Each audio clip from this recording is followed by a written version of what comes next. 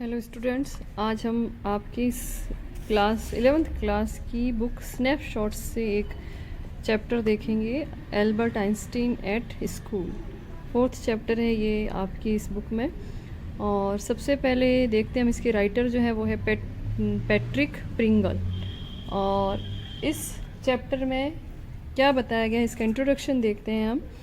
Albert Einstein 1879 to 1955 is regarded as the greatest physicist since Newton. तो Newton के बाद जो है अल्बर्ट आइंस्टीन को महानतम भौतिक विज्ञानी माना गया है। In the following extract from the young Einstein, the well known biographer Patrick Pringle describes the circumstances which led to Albert Einstein's expulsion from a German school। तो ये एक बुक है पैट्रिक प्रिंगल की, जो कि वेल नोन बायोग्राफर है Patrick Pringle. और इनकी ये बुक जो है द यंग आइंस्टीन, उसमें से ये एक्सट्रैक्ट लिया गया है। ये जो चैप्टर है आपके, ये उसमें से अंश लिया गया है उस किताब से। कौन सी किताब से? द यंग आइंस्टीन से लिया गया है। और पैट्रिक प्रिंगल जो है, इन्होंने इसमें आइंस्टीन की बायोग्राफी को लिखा है, जीवन वर्णन को लिखा है। डिस्क्राइब्स द सर्कमस्टांसेस, इसके अंदर, इस चैप्टर के अंदर जो है ये क्या कर रहे हैं, पैट्रिक प्रिंगल जो है डिस्क्राइब कर रहे हैं, वर्णन कर रहे हैं उन परिस्थितियों का, सर्कमस्टांसेस यानी परिस्थितियाँ, which led to Albert Einstein expulsion from a German school, जिसमें उन परिस्थितियों का वर्णन कर रहे हैं जिन परिस्थितियों के कारण जो है अल्बर्ट आइंस्टीन का एक जर्मन स्कूल से निष्कासन किया गया, मतलब उनको स्कूल से बाहर निकाला गया। चैप्टर देखते हैं हम। In what year Einstein asked the history teacher did the Prussians defeat the French at Waterloo. तो हिस्ट्री के जो टीचर हैं वो आइंस्टीन से पूछ रहे हैं कि कौन से वर्ष में जो है पर्सियंस ने फ्रेंच को वाटरलू के युद्ध में कब उनको डिफीट किया था, कब हराया था। डिफीट यानी हराना। तो क्या पूछ रहे हैं हिस्ट्री टीचर? हिस्ट्री टीचर ये पूछ रहे हैं आइंस्टीन से, क्लास में उनके जो टीचर है हिस्ट्री के, इतिहास के जो अध्यापक हैं, वो उनसे पूछ रहे हैं कि पर्सियंस ने जो है फ्रेंच को वाटरलू के युद्ध में कब हराया था, मतलब सन पूछ रहे हैं उस युद्ध का, वाटरलू के युद्ध का। I don't know sir. तो आइंस्टीन क्या जवाब देते हैं? मैं नहीं जानता सर। Why don't you know? You have been told it often enough, कि तुम क्यों नहीं जानते हो? You have been told it often enough, यानी कई बार तुम्हें ये बताया जा चुका है। I must have forgotten. तो अल्बर्ट आइंस्टीन जवाब देते हैं कि मैं जो है भूल चुका होऊंगा, मतलब भूल गया होऊंगा, अगर आपने बताया है कई बार तो भी मुझे याद नहीं है। Did you ever try to learn? Asked Mister brown.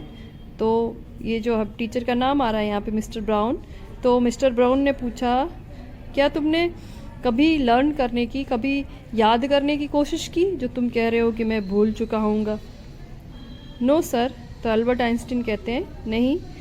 Albert replied with his usual unthinking honesty, मतलब उन्होंने उसी तरह से कहा, अनथिंकिंग यानी बिना सोचे समझे, ज़्यादा, ऑनेस्टी यानी ईमानदारी। तो उनकी जो यूजुअल अनथिंकिंग ऑनेस्टी है, जो एक सरलता से ही उन्होंने बिना सोचे समझे कहा, ईमानदारी से, कि नहीं सर, कि मतलब मैंने याद करने की कोशिश भी नहीं की। Why not? क्यों नहीं की? तो सर पूछते हैं कि तुमने क्यों नहीं की कोशिश याद करने की? I can't see any point in learning dates. तो कहते हैं वो कि जो है डेट्स याद करने में, तारीखें याद करने में मुझे कुछ ऐसा खास नहीं लगता। One can always look them up in a book. कोई भी जो है, अगर किसी को कोई डेट देखनी है, कोई तारीख देखनी है, तो उसे वो किताब से देख सकता है। Mister Brun was speechless for a few moments. Mister Brun जो है, जो उनके अध्यापक हैं, वो कुछ समय के लिए, कुछ क्षण के लिए, मोमेंट्स यानी क्षण के लिए जो है स्पीचलेस हो गए, अवाक रह गए, मतलब कुछ उनके मुंह से निकला नहीं, बोल नहीं पाए वो। यू अमेज मी आइंस्टीन, कि तुम जो है मुझे अचंभित करते हो Einstein. He said at last, और आखिरकार उन्होंने कहा कि तुम मुझे अचंभित करते हो। ऐसे जवाब जो आइंस्टीन ने जो जवाब दिया, उससे जो है वो अमेज्ड हो गए थे, अचंभित हो गए थे। Don't you realise that one can always look most things up in books, क्या तुम ये रियलाइज़ नहीं करते, महसूस नहीं करते कि कोई भी व्यक्ति जो है वो ज़्यादातर बातें जो है वो किसी किताब से देख सकता है। That applies to all the facts you learn at school. और ये जो बात है कि अगर हमें कुछ देखना है तो हम बुक से देख सकते हैं, ये जो बात है ये बहुत सारे तथ्यों के लिए लागू होती है स्कूल के अंदर। तो आइंस्टीन कहते हैं यस सर, हाँ sir. Then I suppose you don't see any point in learning facts. तो फिर मैं ये मानूँ, आई सपोज यानी मैं ये मानूँ कि तुम जो है किसी भी बात को याद रखने, किसी भी फैक्ट को, तथ्य को याद करना ज़रूरी नहीं मानते। कि जैसे अल्बर्ट आइंस्टीन ने कहा कि उन्होंने कहा कि मुझे इसमें कोई पॉइंट नहीं दिखता है कि कोई इसमें किसी तारीख को क्यों याद रखा जाए, जबकि हम बुक खोल के उसे देख सकते हैं। तो उनके टीचर ने कहा कि ऐसी तो बहुत सारी बातें होती हैं जिनको हम बुक खोल के देख सकते हैं, तो इसका मतलब ये है कि तुम उन्हें याद नहीं करना चाहते, मतलब उन्हें याद करने में कोई पॉइंट नहीं है, कोई उनका महत्व नहीं है। तो आइंस्टीन देखो क्या जवाब देते हैं, frankly sir I don't, said Albert. तो अल्बर्ट आइंस्टीन कहते हैं कि अगर मैं फ्रैंकली कहूँ, मतलब बिना झिझक के कहूँ, तो मैं सच कहूँ तो ये बात है कि मैं जो है मुझे कोई आई डोंट यानी मुझे कोई पॉइंट नहीं दिखता है, कोई मतलब नहीं लगता है चीज़ों को याद करने में, तथ्यों को याद करने में। Then you don't believe in education at all. तो टीचर कहते हैं इसका मतलब तो तुम शिक्षा में भी यकीन नहीं करते हो। Oh yes sir I do. तो वो कहता है हाँ आई डू, मैं मतलब बिलीव नहीं करता हूँ। I don't think learning facts is education. तो अल्बर्ट आइंस्टीन क्या कहते हैं कि मुझे नहीं लगता, मैं नहीं सोचता हूँ कि जो है शिक्षा जो केवल मात्र तथ्यों को याद करना ही शिक्षा है, ऐसा मेरी थिंकिंग नहीं है कि मैं जो है इस शिक्षा को भी सही नहीं मानता हूँ। In that case said the history teacher with heavy sarcasm. तो इस बात पर उन्होंने कहा कि अगर ऐसा है तो हिस्ट्री के टीचर ने, इतिहास के टीचर ने बहुत ही व्यंग्य से कहा, सार्काज्म यानी व्यंग्य के साथ कहा, perhaps you will be so kind as to tell the class the Einstein theory of education. तो क्या तुम इतने दयालु हो, सो काइंड यानी इतने दयालु हो कि तुम पूरी क्लास को, कक्षा को बता सको कि तुम्हारी जो आइंस्टीन की जो थ्योरी क्या है शिक्षा की, मतलब तुम्हारा शिक्षा का क्या सिद्धांत है, तो तुम ये बताओ कक्षा को। एल्बर्ट फ्लस्ड यानी शर्माना। तो एल्बर्ट जो है फ्लस्ड करने लगा, शर्माने लगा। I think it's not fact that matter but ideas he said. तो अल्बर्ट ने क्या कहा, मैं सोचता हूँ कि केवल फैक्ट्स जो है वो मैटर नहीं करते हैं, मतलब ज़रूरी नहीं है उनको याद करना, बल्कि ये क्या होने चाहिए शिक्षा में, आइडियाज़ होने चाहिए। I don't see the point in learning the dates of battles और even which of the armies killed more man.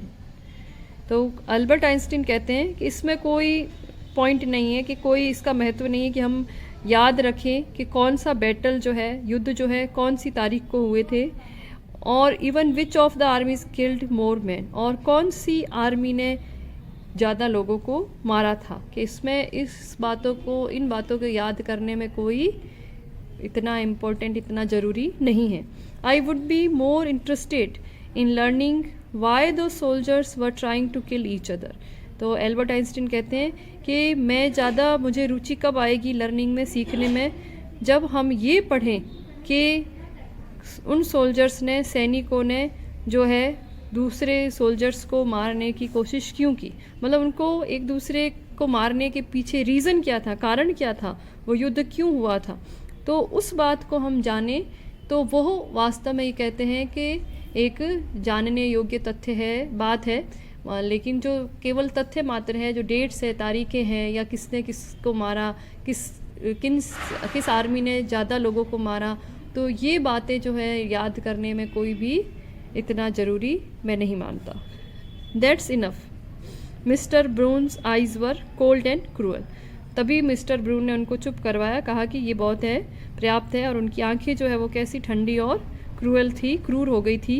We don't want a lecture from you, कि हम तुमसे लेक्चर नहीं सुनना चाहते, कि तुम व्याख्या मत करो, वर्णन मत करो आइंस्टीन।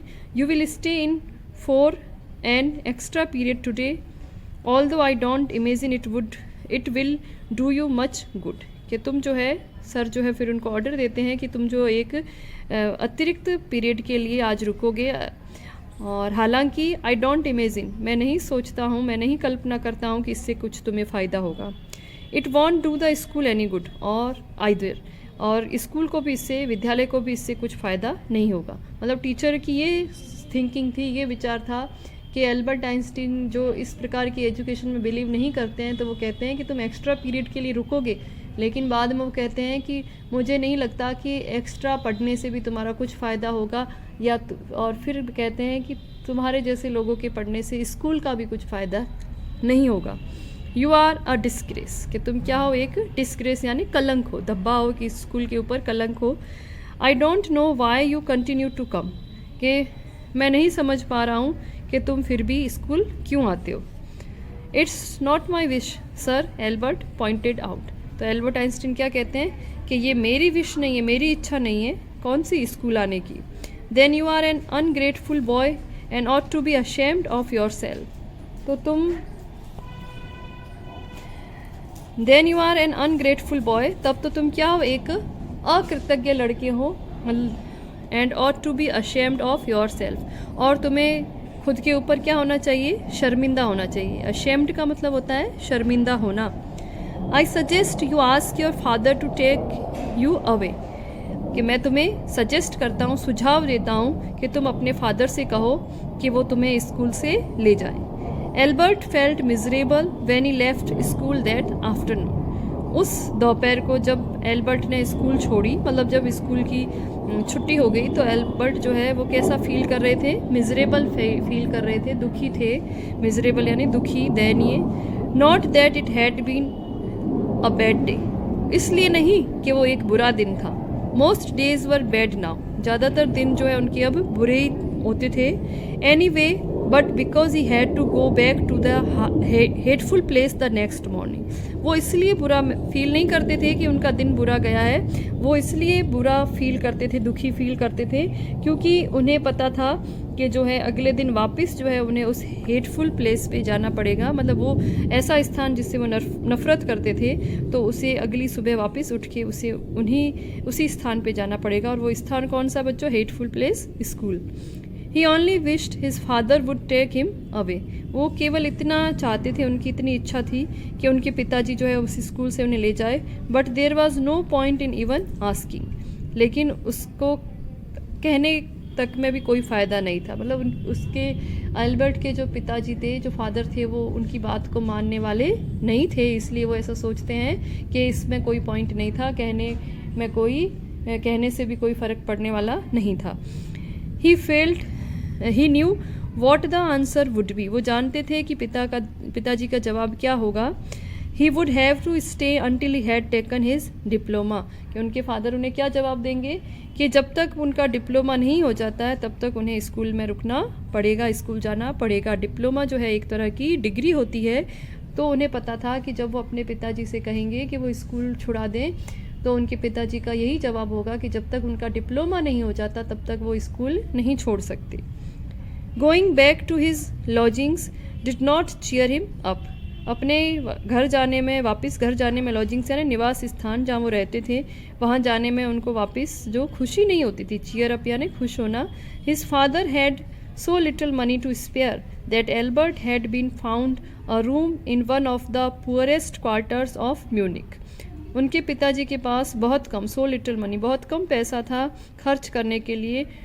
दैट एल्बर्ट, स्पेयर यानी खर्च करने के लिए, बचत का जो पैसा था वो, तो उन्होंने जो है एल्बर्ट को एक सबसे जो पुअरेस्ट क्वार्टर्स थे म्यूनिक के अंदर, सबसे गरीब जो क्वार्टर्स थे, मतलब जो बद हालत में थे ऐसे क्वार्टर्स, वहाँ पे उन्होंने उन्हें एक रूम देकर ये कमरा दिलवाया था। He did not mind the bad food and lack of comfort और even the dirt and squalor, तो वो जो है उन्हें कोई दिक्कत भी नहीं थी बुरे खाने से, bad food, lack of comfort यानी सुख सुविधा की जो कमी थी, लैक यानी कमी, और यहाँ तक कि डर्ट यानी ये जो है गंदगी से, स्क्वेलर यानी भी गंदगी, तो डर्ट से, धूल मिट्टी से, और स्क्वेलर गंदगी से, या फिर जो सुख सुविधा की जो कमी थी उससे, या फिर भोजन अच्छा नहीं होने से एल्बर्ट को कोई भी उससे उनको कोई भी फ़र्क नहीं पड़ता था। ही डिड नॉट माइंड, मतलब उन्हें कोई फ़र्क नहीं पड़ता था कि चाहे भोजन उनका अच्छा नहीं है या उनके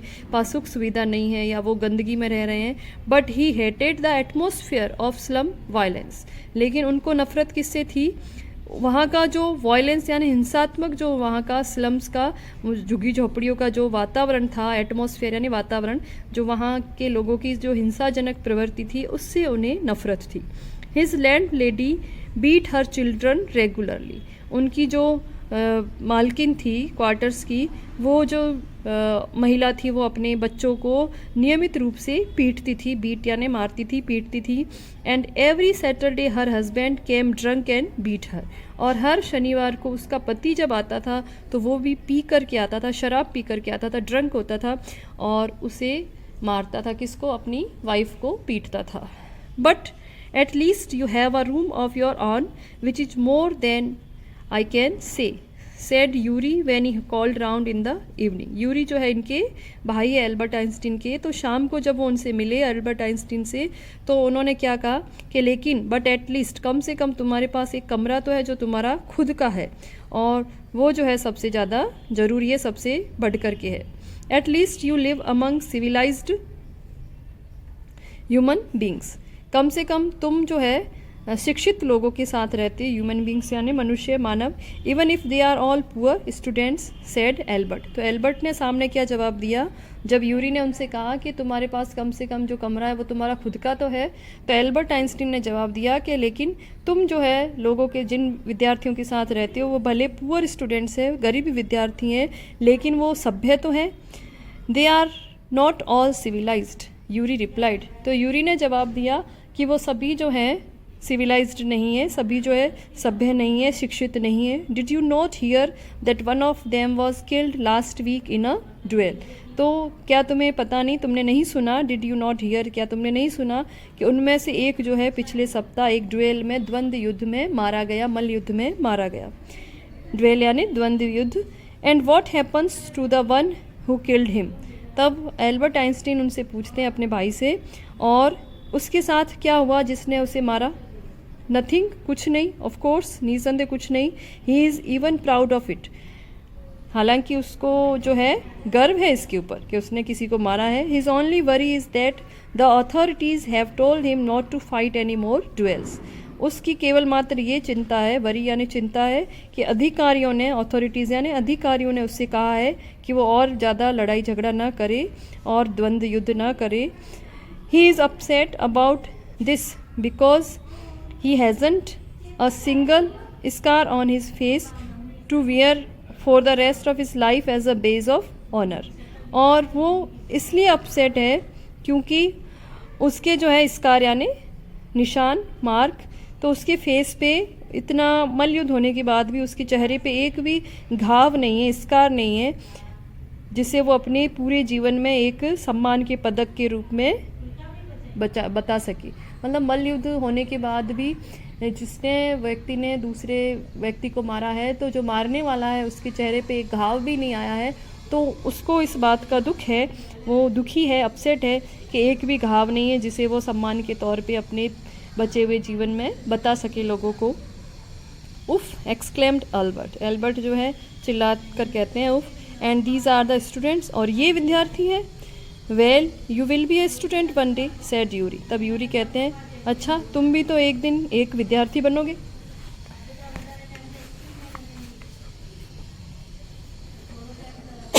आई doubt it, said Albert gloomily. तो एल्बर्ट जो है दुख के साथ चिल्ला के कहते हैं कि ऐसे स्टूडेंट होते हैं, मतलब जो ऐसे मल्लयुद्ध कर रहे हैं और मार रहे हैं। तो उनके भाई कहते हैं कि तुम भी तो एक दिन विद्यार्थी बनोगे, स्टूडेंट बनोगे।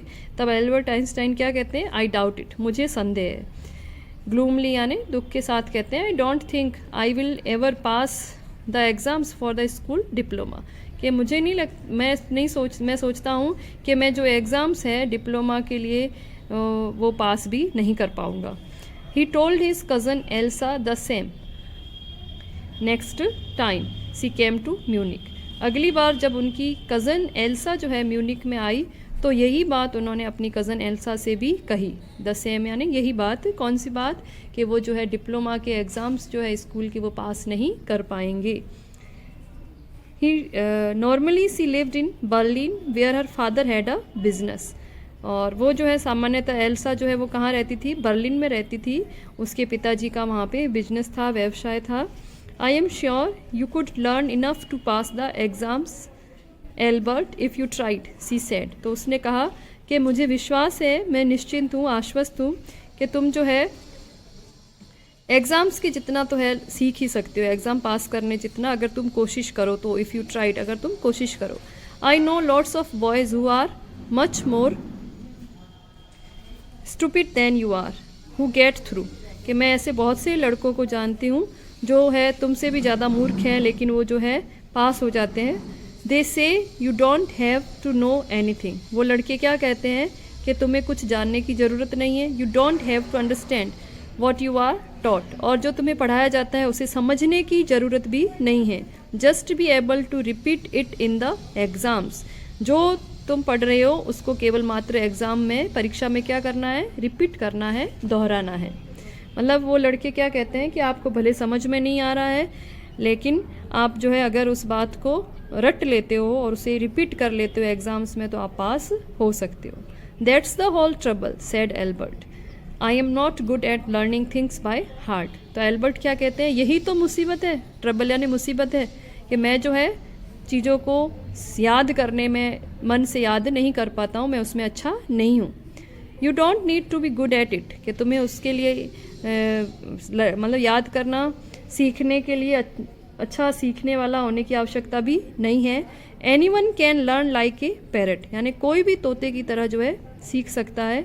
यू जस्ट डोंट ट्राई, और तुम तो केवल मात्र कोशिश भी नहीं करते हो। तो एल्सा कहती है कि अगर तुम कोशिश करो तो तुम सीख सकते हो, ऐसा नहीं है तोते की तरह तुम रट सकते हो चीज़ों को लेकिन तुम तो कोशिश भी नहीं करते। And yet I always see you with a book under your arm added Elsa.